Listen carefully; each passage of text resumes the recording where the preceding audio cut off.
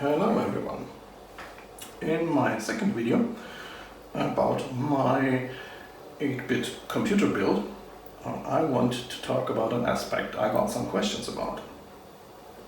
So, as you can see here, there are no dip switches. So, how do I get the programs that I write into the computer or into the memory of the computer? If you have watched the video series from BENEater, you remember he had dip switches, but he also only had 16 bytes of memory, and I have 64K worth of memory, or 32K plus 8.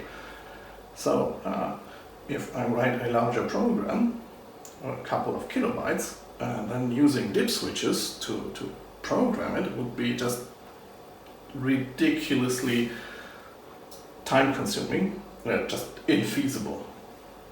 So I need to come up with a different solution. And I found the solution actually in one of the videos from BENEater. This here is, if you have watched his series, you will recognize it. This is an eeprom programmer based on an Arduino Nano. This is the eeprom I want to program, and here the Arduino Nano doesn't have enough pins to fully address this chip. That's why we have two 74HC595 shift registers chained together. These shift registers allow me to generate 16-bit addresses with just 3 pins. Technically I need 4, but with 3 pins I can generate 16 bits worth of addresses. And then I have enough other pins to generate 8 bits of data, so that I can fully address or access this chip. And I thought, well, this is ideal for my computer, not to program any eeproms, but just to get data into my memory, because I can generate 16-bit addresses as well as 8-bit of data. So, if you look closely here to the top corner, this is my Arduino Nano. Here are my 2 shift registers. The output of the shift register is connected to my address bus. And you can also see I'm using the analog pins of the Arduino to just generate my data bits. That's also connected here to my data bus. So the Arduino can essentially take over control of the computer and access the memory. And since this started as an eeprom writer, I can also write my ROM here. So because it's just an eeprom, the difference between RAM and ROM is just the timings, and I detect the correct timings to use by the address I want to write to. If I want to write to an address that belongs to the ROM, I just select the proper timings, and if I want to write to RAM, I select the proper, much faster timings for that. So the next question would then be, how does my program that I write for this 8-bit computer get to the Arduino? Well, in the beginning I just put it directly into the Arduino sketch, just as an array of bytes that, if I reset the Arduino, just then got written to RAM. It worked, but it wasn't ideal. So the next step was then to have a little interpreter running on the Arduino that reads commands from the serial line. Commands such as write a byte to an address here in my address space, or another command could be read a byte and dump the results onto the serial line, so that I can use my computer to see what's in RAM or ROM. And with this in place, I can now just connect my Arduino to my computer. And now I could use a terminal window to just send commands to my Arduino, and it would immediately execute them and, for example, read or write to my memory.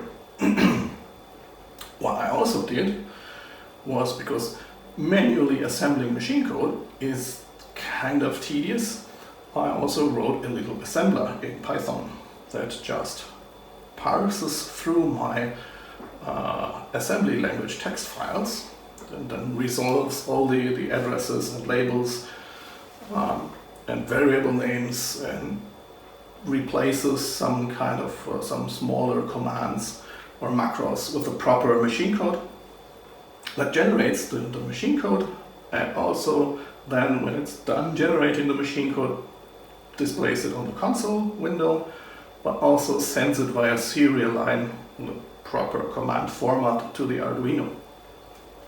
And this looks pretty much like this. So I just open a text editor of my choice, usually VS Code, and then I just create a new file. Here, I don't know, my program.s.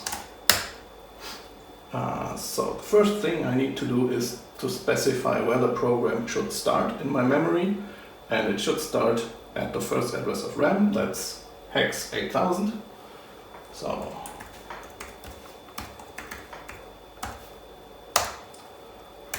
my offset there is hex 8000,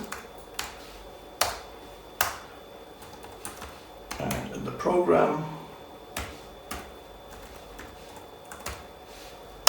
I can now write my assembly language code. So every program has to start with a no operation, because I have a little bootloader here in ROM that properly initializes the machine, because I am using here registers that I can't reset. So I need some kind of initialization routine that sits in ROM, and if it has done its initialization, it checks here in RAM, the first address of RAM, whether there is a no-op command or not. If there is no no-op, it assumes that there is no program loaded and halts the machine after initialization. So that looks pretty much like this. Yeah, and it also displays the message and then halts the machine, of course. So I need to put a no-op in the first address of RAM for the machine to do anything. So let's start with a no-op. And then I could actually start writing my program. Something like move to a, let's say, 15. And to see the result, of course, we need to halt the machine.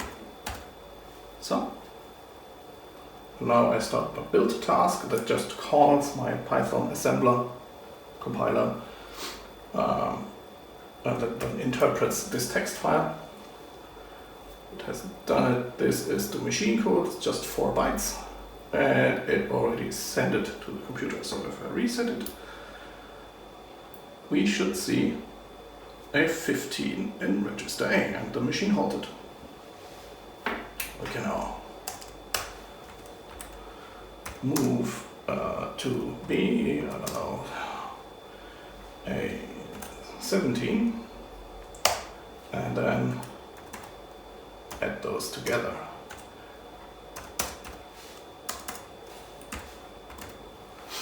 So I'm moving a 15 to A, a 17 to B, add those together, should be 32, and then halt. So let's see what happens.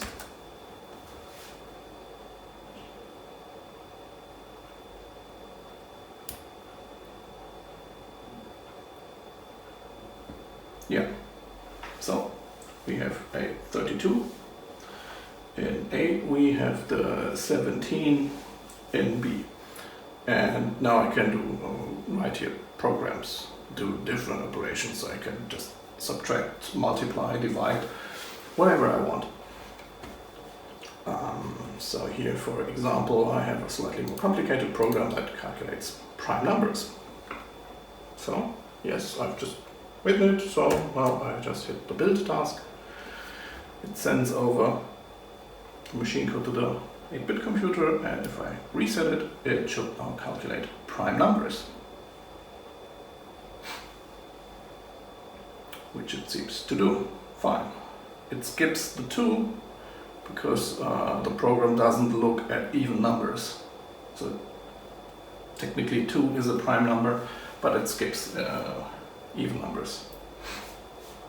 But from now on it should just calculate all primes from 0 to all primes between 0 and 255.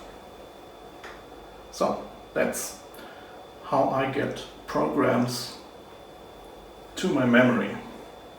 Using dip switches is a bit of, it's a huge waste of time in my opinion. For educational purposes, of course, that's a good idea. But if you have larger programs, that's just tedious. So I think in the next video I will talk about my ALU and bus layout, because that's very different to any other home-built 8-bit computer I also found on the internet. I did look for a couple of designs and none of them had this layout here. So that's, I think, what I will talk about in the next video. So I'd say until then, have a nice day.